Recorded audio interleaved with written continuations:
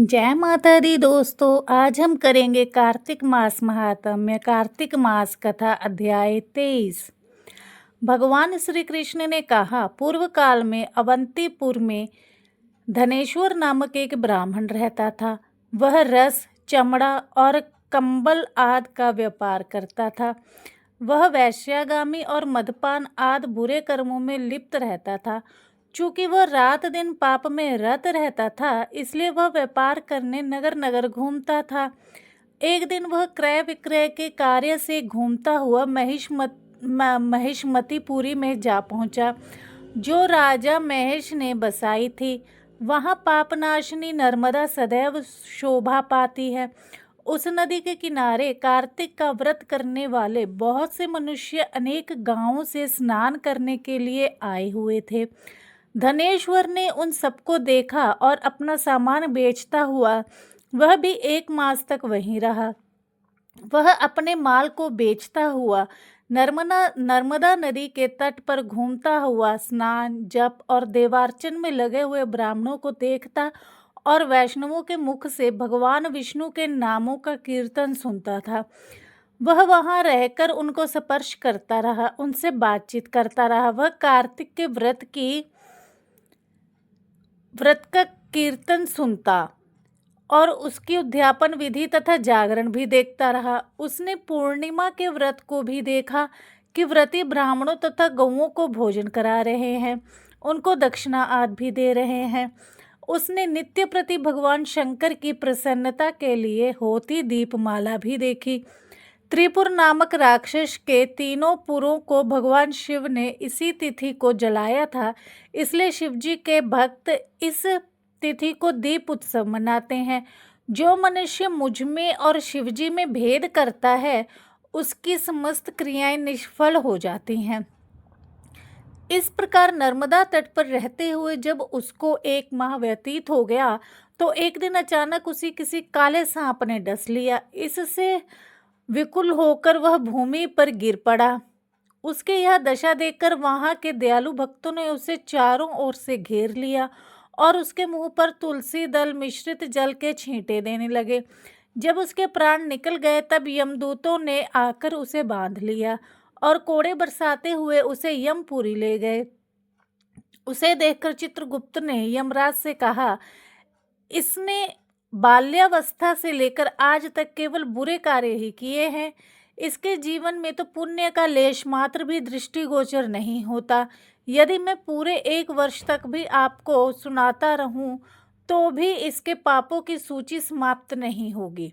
यह महापापी है, इसलिए इसको 1 कल्प तक घोर नरक में डालना चाहिए। चित्रगुप्त की बात सुनकर यमराज ने कुपित होकर कालनेमी के समान अपना भयंकर रूप दिखाते हुए अपने अनुचरों को आज्ञा देते हुए कहा, हे प्रेत सेनापतियों, इस दुष्ट को मुग्धरों से मारते हुए कुंभीपाक नरक में डाल दो। सेनापतियों ने मुग्धरों से उसका सिर फोड़ते हुए कुंभीपाक नरक में ले जाकर खौलते हुए तेल के कड़ाहे में डाल दिया। प्रेत सेनापति ने उसे जैसे ही तेल के कड़ाहे में डाला, वैसे ही वहां का कुंड शीतल हो गया। ठीक उसी प्रकार जिस प्रकार पूर्व काल में प्रहलाद जी को डालने से दैत्यों की जलाई हुई आग ठंडी हो गई थी।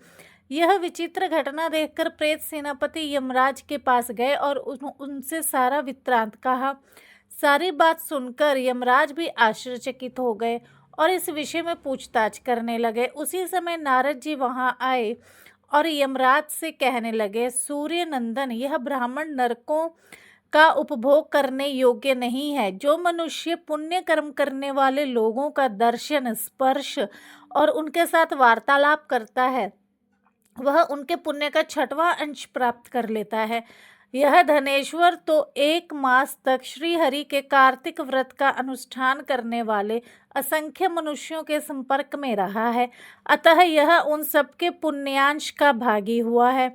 इसको अनिच्छा से पुण्य प्राप्त हुआ है, इसलिए यह यक्ष की योनि में रहे और पाप भोग के रूप में सब नरक का दर्शन मात्र करके ही यम यातना से मुक्त हो जाए। भगवान श्री कृष्ण ने कहा, सत्यभामा, नारद जी के इस प्रकार कहकर चले जाने के पश्चात धनेश्वर को पुण्यात्मा समझते हुए यमराज ने दूतों को उसे नरक दिखाने की आज्ञा दी। भगवान श्री कृष्ण ने आगे कहा, हे प्रिय, यमराज की आज्ञा शिरोधार्य करते हुए प्रेतपति धनेश्वर को नरकों के समीप ले गया और उसे दिखाते हुए कहने लगा, हे धनेश्वर, महान भय देने वाले इन नरकों की ओर दृष्टि डालो। इनमें पापी पुरुष सदैव दूतों द्वारा पकाए जाते हैं। यह देखो, यह तप्तवाचुक नामक नरक है, जिसमें देह जलने के कारण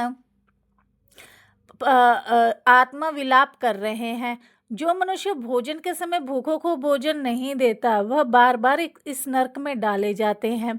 वह प्राणी जो गुरु, अग्नि, ब्राह्मण, गौ, वेद और राजा इनको लात मारता है, वह भयंकर नरक अतिशय पापों के करने से मिलते हैं। आगे देखो, यह दूसरा नरक है जिसका नाम अंधात्मी मिस्र है। इन पापियों को सुई की भांति मुख वाले तमोत नामक कीड़े काट रहे हैं। इस नरक में दूसरों का दिल दुखाने वाले पापी गिराए जाते हैं। यह तीसरा नरक है जिसका नाम कक्रय है।